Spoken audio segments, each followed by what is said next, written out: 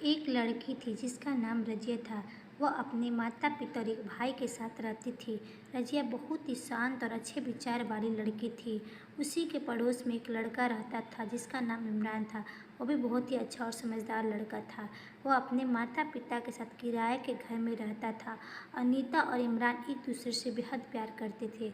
रजिया के माँ बाप के साथ भी उनके अच्छे संबंध थे और दोनों परिवारों में आना जाना लगा रहता था। एक दिन रजिया के पिता को पता चला कि वो इमरान से प्यार करती है, तो वो इमरान का रिश्ता लेकर रजिया के घर गए।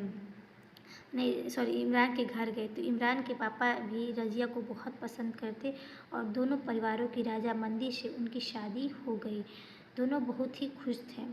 रजिया बेहद खुश थी क्योंकि रजिया का वो पहला प्यार था।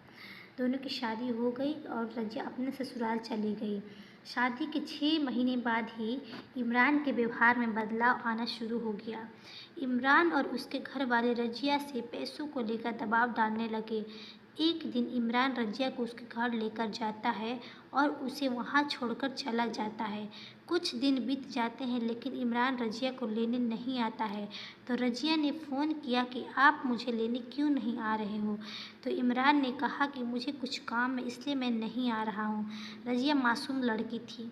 उसे उसके पति के मंसूबे के बारे में पता नहीं चला कि वह क्या चाह रहा है। फ़ोन पर उसके पति ने बोला, मैं कुछ मुश्किलों में फंसा हुआ हूँ, तुम अपने पापा से मेरे लिए कुछ रुपए मांग लो, मुझे काम है।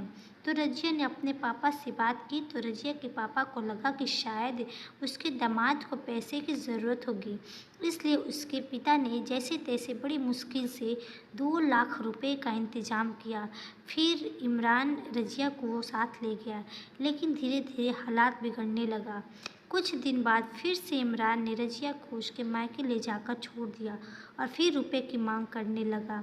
अब रजिया के पिता को लगा कि रजिया की ज़िंदगी का सवाल है। उन्होंने फिर से कर्ज लेकर कहीं से पैसे इकट्ठे किए और फिर से 2 लाख रुपए इमरान को दे दिए। अब रजिया को समझ आने लगा कि मेरा पति दहेज मांग रहा है। वह अंदर ही अंदर धीरे धीरे टूटने लगी क्योंकि वो इमरान से बेहद प्यार करती थी। लेकिन अब इमरान का असली चेहरा उसके सामने आ रहा था।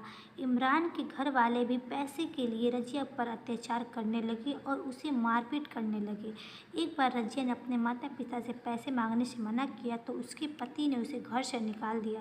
बेचारी टेंशन के मारे उसके पेट में पल रहा बच्चा का अबॉर्शन हो गया। वह और तनाव में रहने लगी।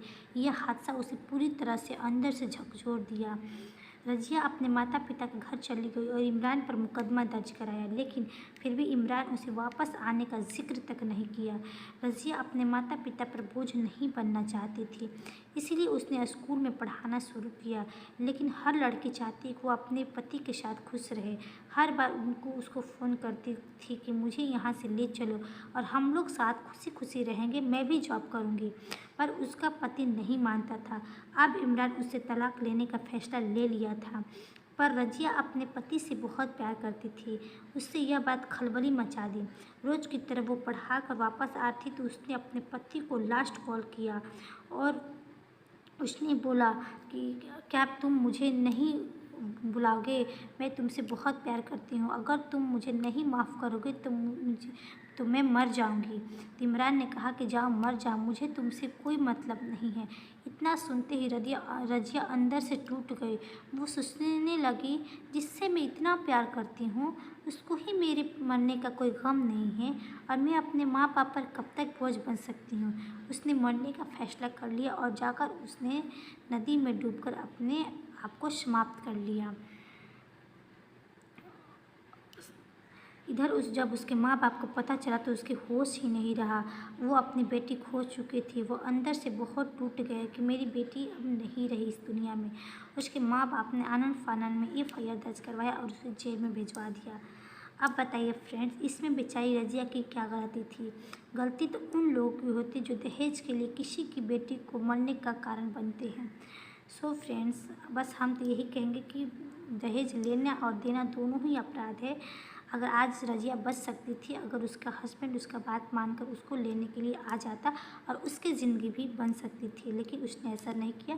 तो हमें सतर्क रहना चाहिए, ऐसे लोगों को पहले ही छोड़ देनी चाहिए। Thanks for watching my TV.